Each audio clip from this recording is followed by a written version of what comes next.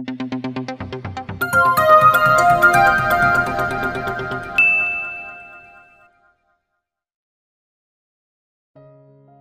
second anniversary nila ay nagpakitang gilas na si Zayn. Umaga pa lang ay nasa opisina na ni Selena, ang bulaklak at tsokolate. Bago mag-lunch ay lumabas na sila at nagtungo sa Rojas Boulevard, kung saan naroon ang yate nito. Ayach, bumabawi ha. Of course, ayoko nang maakusahan pa akong boring na asawa. I would have it in Palawan, or other island pero maraming trabaho dahil sa itatayong branch sa Tagaytay. Okay na dito Zayn, this is so romantic. May table sa loob ng yate na nakaayos at may pagkain na ring nakahanda. Pinaandar ni Zayn ang yate hanghang sa wala na silang matano kundi karagatan. So peaceful and quiet, linala ni Selena ang mata sa tahimik na dagat, na kumikislap pa dahil sa tirik ng araw. Nagsalin si Zayn ng alak sa kapata at inabot sa kanya. Pagkatapos kumain ay naglayag sila ni Zayn, sa buong Manila Bay. He would also make love to her under the sun over and over. Sabay din nilang pinagmasdan ang sunset bago sila dumaong sa Manila Yacht Club. Nang sumunod na buwan ay ginugol nilang mag-asawa, sa training ni Selena bilang Vice President for Operations. Paminsan-minsan ay may mga meeting si Zayn sa labas at naiiwan sila ni Hailey sa opisina. Alam mo, may nakalimutan lang akong itanong sa'yo dahil naging busy kami ni Zayn. Remember nung lumabas tayo at Ezekiel? What about it? Tanong naman ni Hailey. Parang weird ka lang nung araw na yon. Ang tahimik mo eh. Hindi ko na maalala. Baka may problema lang akong iniisip nun. Tanggi nito. Sure ka? Oo naman, bakit nga pala wala kang boyfriend? Maganda ka at matalino, for sure marami kang manliligaw. Nakita mo naman kung anong oras ako nandito sa opisina dito sa opisina. Napakadaming kalalakihan dito na mga singles din. Hindi mo ba alam ang number 1 rule dito? Bawal ang magkarelasyon. Exempted kayo of course kasi management kayo. At hindi ka naman nagsimula as employee. Totoo.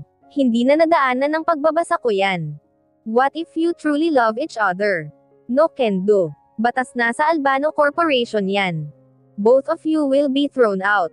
What if mag-resign na lang yung isa, pero retain yung isa? Para at least hindi naman parehong jobless. Hindi talaga pwede.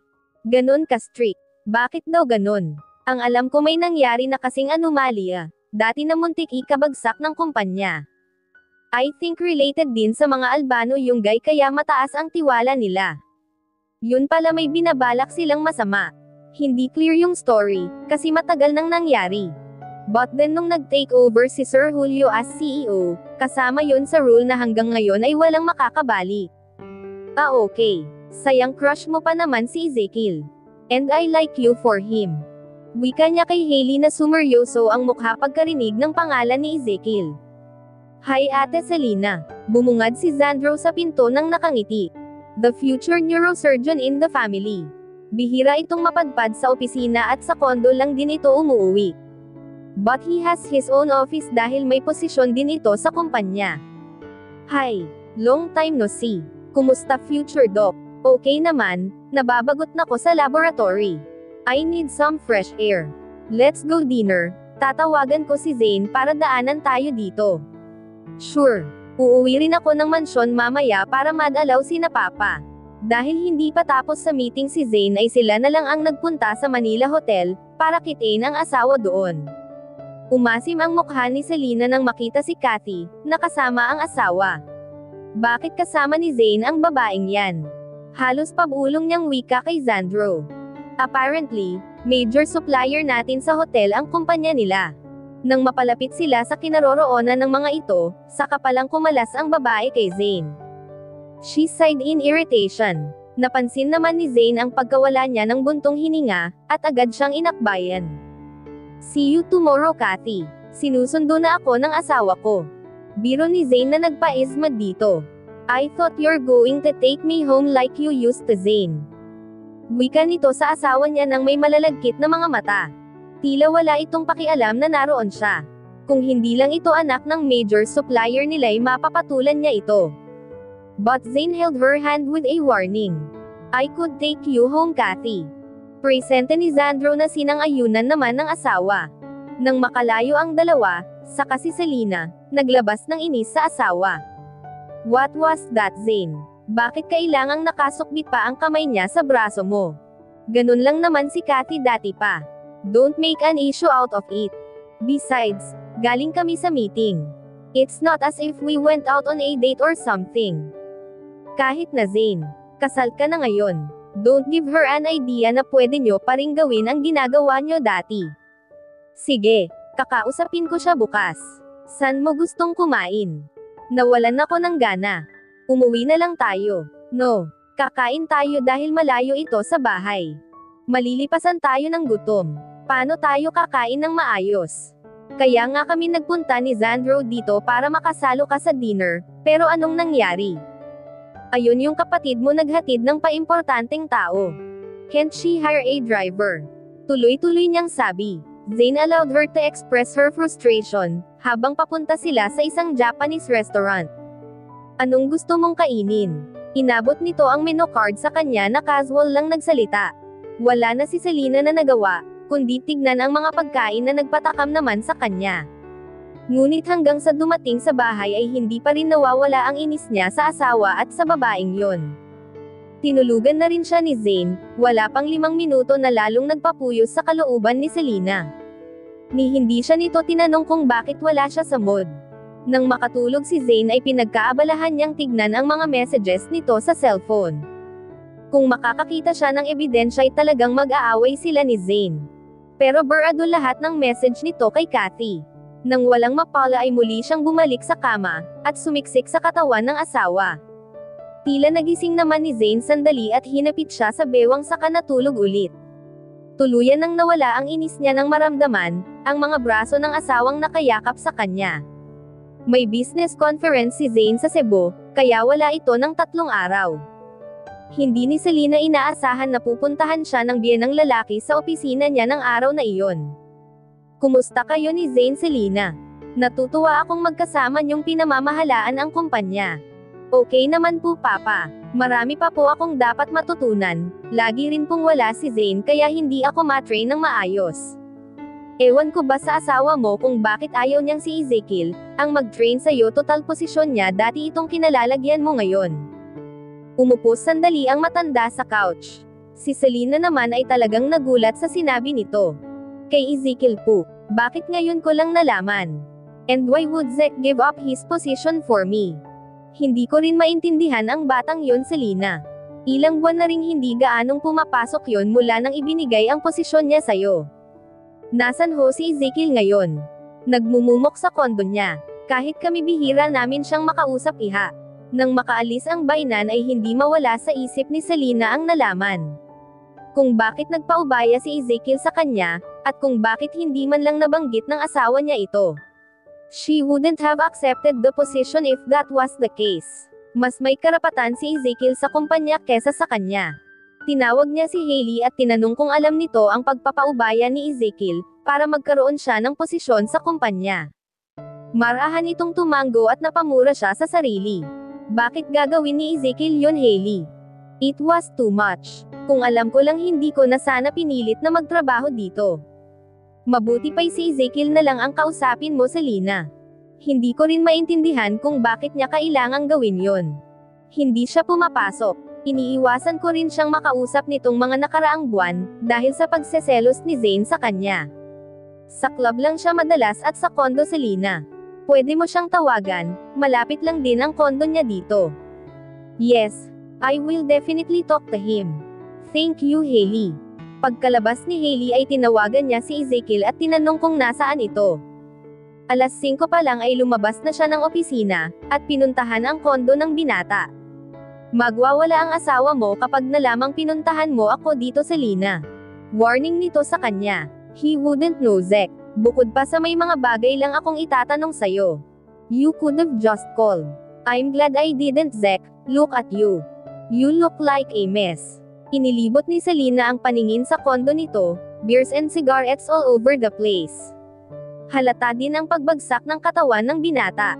Ano bang nangyayari sa'yo? Yeah, I messed up big time. Pero hindi ko pa masabi sa'yo, Selena.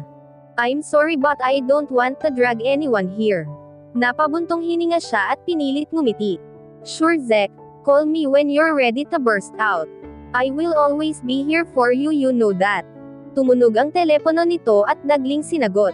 Naghanap si Selena ng matitimplang kape habang may kausap ito sa telepono. Walang iaman ang ref mo Zek, pati ba pag-grocery hindi mo magawa? That's too bad.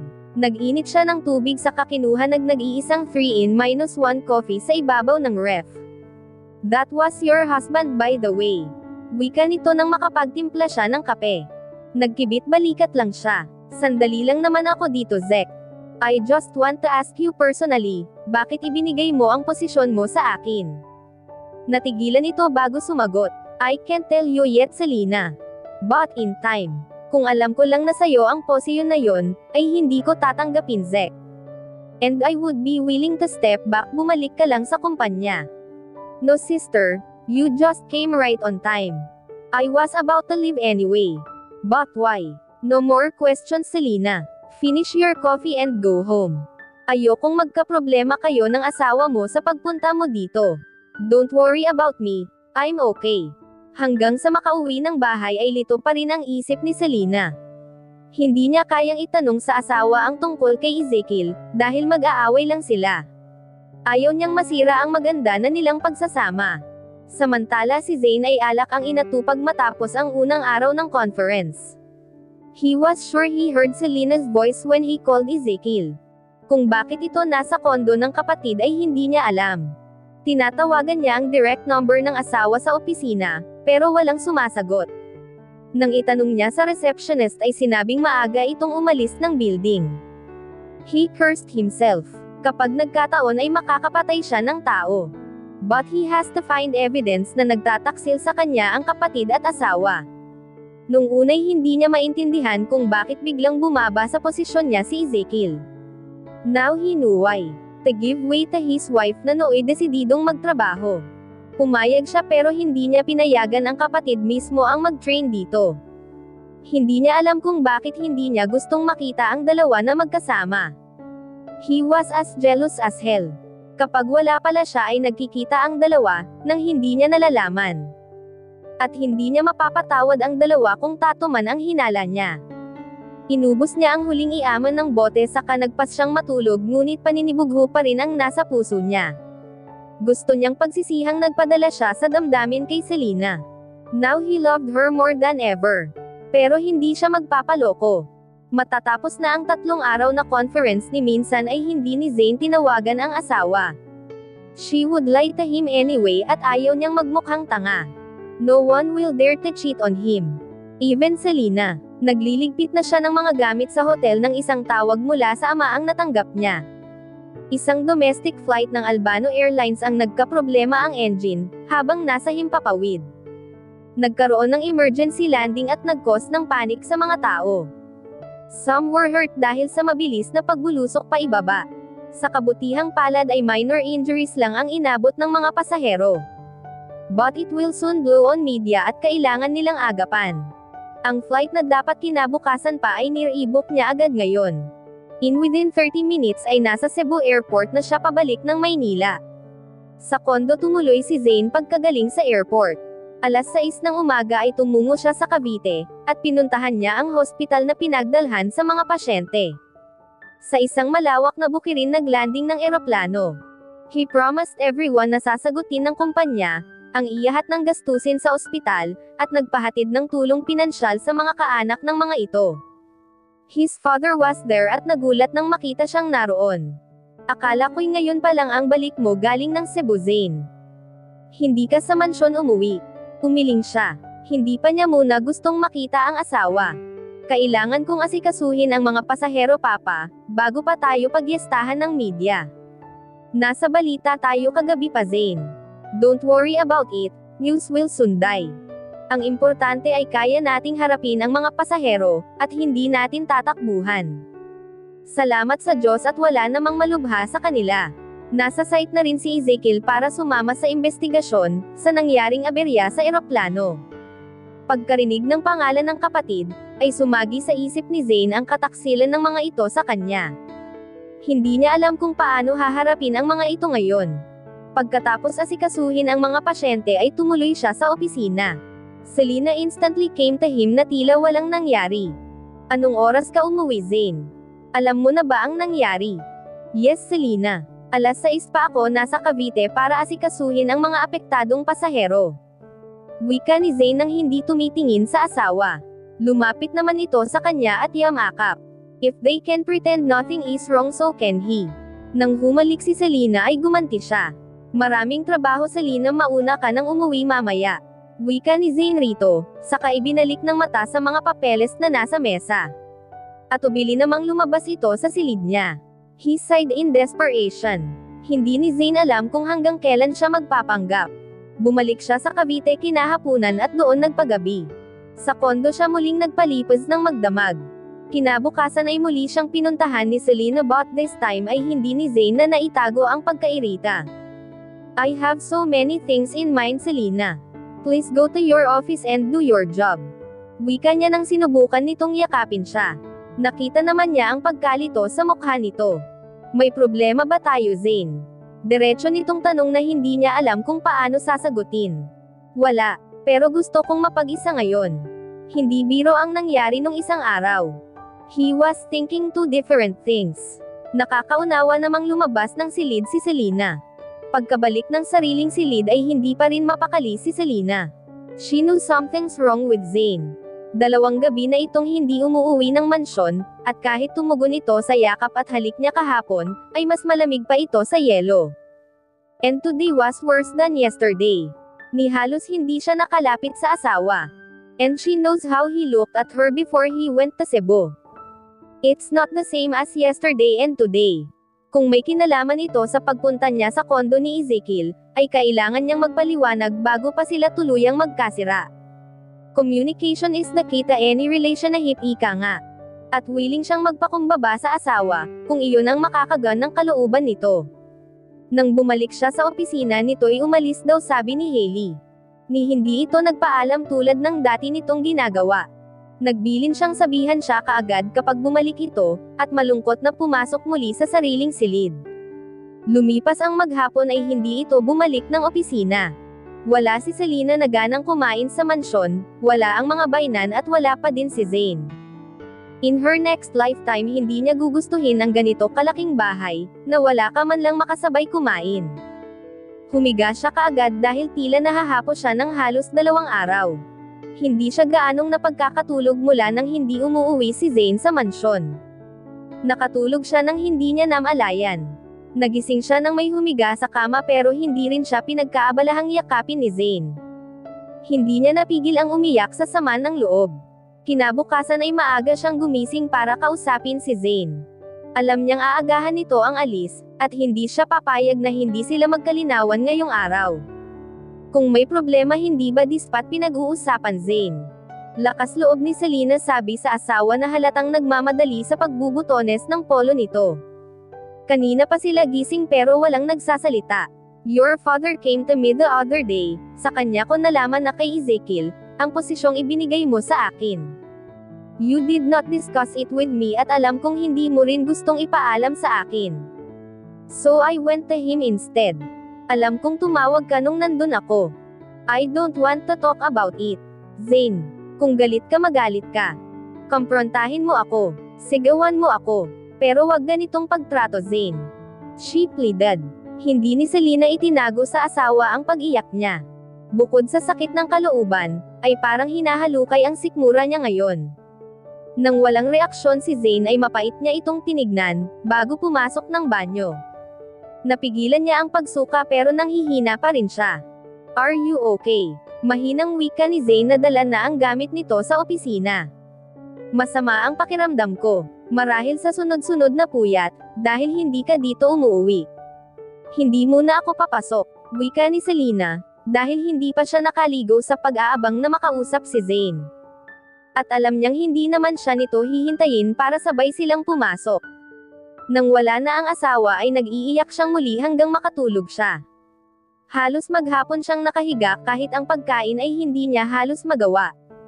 Hindi niya na gustong magtrabaho. Ezekiel could take his position back, hindi niya iyon kailangan. But she needs her husband back. Sa gabi ay hindi ulit umuwi si Zane sa mansyon. Wala siyang makausap dahil abala pa ang lahat sa nangyaring aberya sa isang domestic flight. Tinatawagan niya ang telepono nito ngunit hindi ito sumasagot. He obviously doesn't want to talk to her. Kinabukasan ay nagpasya siyang gumawa ng resignation letter para i-turn over muli ang posisyon niya. At dahil wala sa opisina ang asawa ay iniwan niya ang sulat kay Hailey. Bakit hindi kayo mag-usap mag-asawa? Palipasin mo lang ang init ng ulo ni Sir Zane, hindi mo naman kailangang mag-resign. Wika nito na halatang nalungkot sa desisyon niya. Babalik din ako Hailey, kapag nakapag-usap na kami ni Zane. Pero hindi sa posisyon na yan. Ngumiti si Selena ng pilit bago lumabas ng opisina ni Zane. At dito na po nagtatapos ang ika-5 kabanata ng ating kwento. At sanay muli niyo po akong samahan sa mga susunod pang kabanata. Maraming salamat.